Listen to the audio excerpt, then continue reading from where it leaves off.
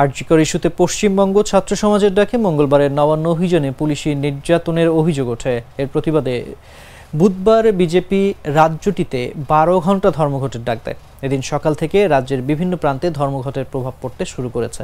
Train, বাস চলছে না অনেক জায়গায়। কাজে বেরিয়ে বিপাকে পড়েছে নিত্যযাত্রীরা।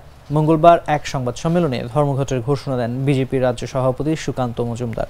তিনি জানিয়েছেন, বুধবার সকাল 6টা থেকে সন্ধ্যা 6টা পর্যন্ত চলবে সাধারণ ধর্মঘট। মঙ্গলবার নবান্ন অভিযোগে আন্দোলনকারী শিক্ষার্থীদের বিক্ষোভে কাঁদানে গ্যাস, জল কামান দিয়ে পরিস্থিতি নিয়ন্ত্রণের চেষ্টা করে পুলিশ। এরপরেই সরাসরি শিক্ষার্থীদের পাশে দাঁড়ানোর ঘোষণা দেয় বিজেপি।